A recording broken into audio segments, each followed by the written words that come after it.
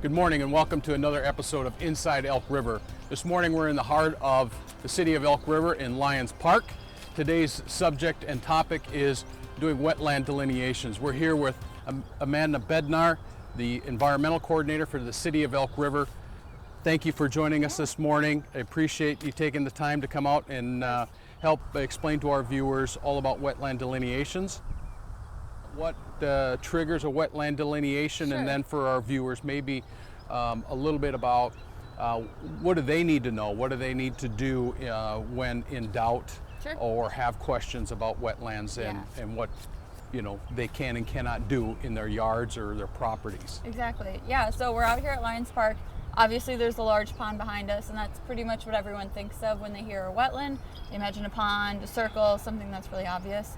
And I think the important thing to remember is wetlands look different. So sometimes they have water, sometimes they're seasonally flooded in the spring, sometimes they have water all the time, and sometimes there's not standing water at all. So there's different types, and we can help you determine whether or not it is or isn't a wetland.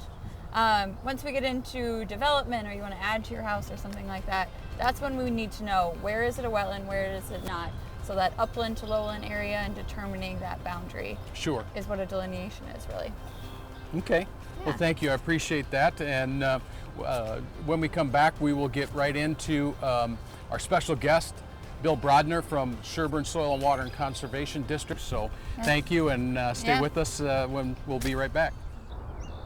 We're here with Bill Brodner from the Sherburne County Soil and Water Conservation District.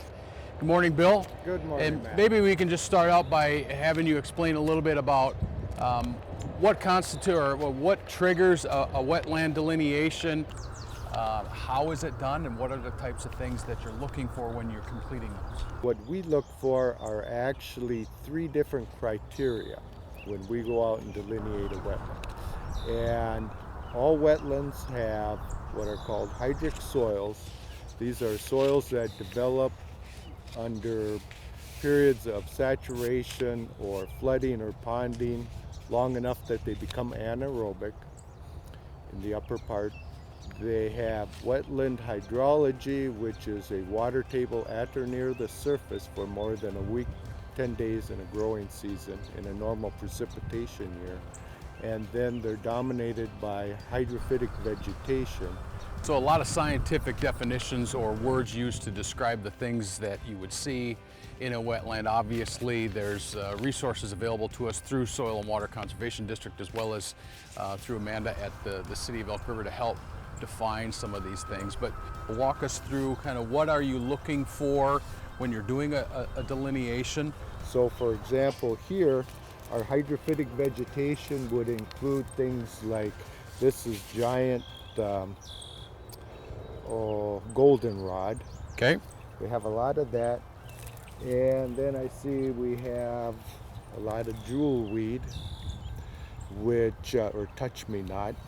And that's also a dominant plant here, and that's also, I know, is a plant that tends to only grow in wetland, saturated soil conditions.